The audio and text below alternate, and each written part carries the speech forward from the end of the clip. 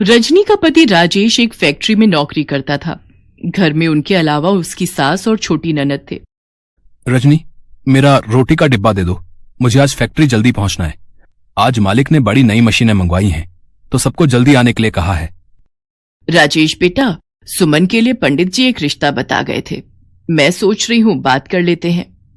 ठीक है माँ, इस सोमवार मेरी छुट्टी है, लड़के वालों को घर बुला लेंगे। क्यों रजनी, तुम बताओ। हाँ ठीक रहेगा, मैं घर पर ही कुछ अच्छा खाने का बना लूंगी। ये बढ़िया बात है। अच्छा, मैं चलता हूँ।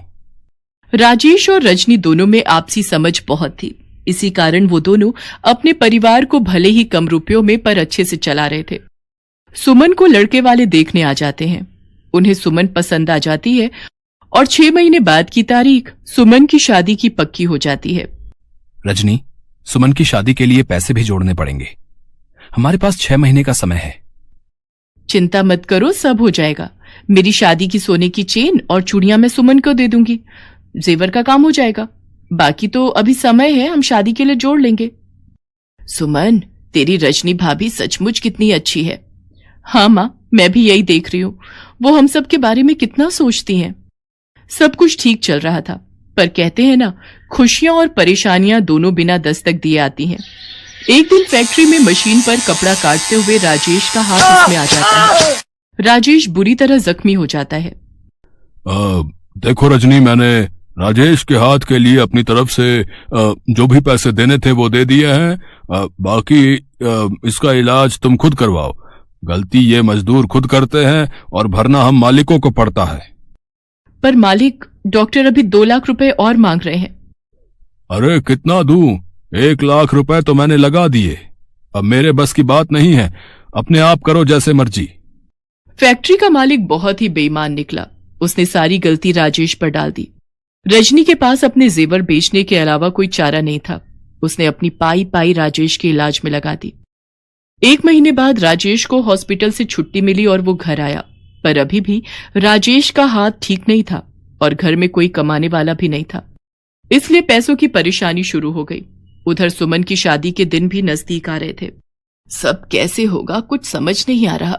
सुमन की शादी को 4 महीने बाकी रह गए हैं। माँ जी, आप चिंता मत करो, जब तक मैं इस घर में हूं, इस घर पर कोई आंच नहीं आएगी। मैं काम करूंगी माँ जी। पर रजनी, तुम क्या काम करोगी? कोई ना कोई काम मैं ढूंढ लूंगी। कोशिश करने से सब काम हो जाते हैं। रजनी रोजाना ही काम की तलाश में घर से निकलती थी। एक दिन चलते चलते उसे प्यास लगी। उसने एक टमाटर सूप की दुकान देखी। रजनी ने वहां से पानी पिया। कुछ देर वो टमाटर सूप बनाने वाले को सूप बनाते हुए देखती रही। दुकानदार गर्म गर्म टमाटर सूप कटोरे में डालता, उसमें ब्रेड के टुकड़े डालता और क्रीम मिलाकर ग्राहकों को बेच रहा था। रजनी को यह काम बहुत ही आसान लगा। ग्राहकों की भीड़ भी सूप की दुकान पर लगी हुई थी। अगर मैं भी टमाटर सूप का ठेला अपने मोहल्ले के पास लगा लूं तो ये सूप बनाना तो बहुत ही आसान है।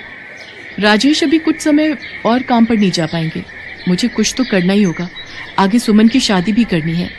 सब बातें सोचती हुई रजनी घर आती है और राजेश से इस बारे में बात करती है। राजेश मान जाता है। रजनी के पास उसका मंगलसूत्र रखा था। पहले तो उसे देखकर रजनी की आंखों में आंसू आ जाते हैं, पर वो मजबूर थी। उसके पास पैसे नहीं थे, इसलिए वो एक सुनार को अपना मंगलसूत्र बेचकर 5000 रुपए ले आती है।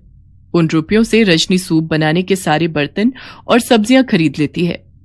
राजेश एक व्यक्ति को जानता था जो ठेले किराए पर देता था। अब रजनी को बस सूप बनाना शुरू करना था। रजनी सारी तैयारी के साथ भगवान को याद करके अपना टमाटर सूप का ठेला मोहल्ले में लगा लेती है। धीरे धीरे ग्राहक रजनी के ठेले पर टमाटर सूप पीने आने लगे।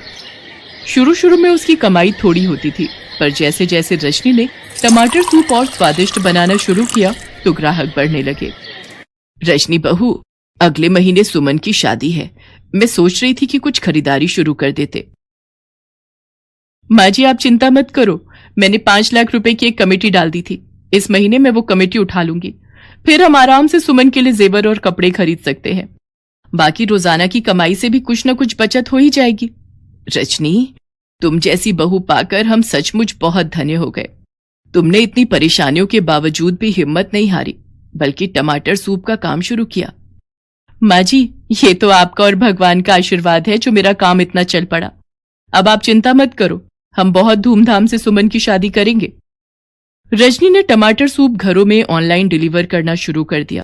धीरे धीरे रजनी की मेहनत से उसका टमाटर सूप का ठेला चल पड़ा। राजेश की तबीयत में सुधार था, वो भी रजनी की मदद करता था और फिर दोनों ने मिलकर अपना सूप का काम और बढ़ा लिया और पैसे जोड़कर सुमन की शादी भी धूमधाम से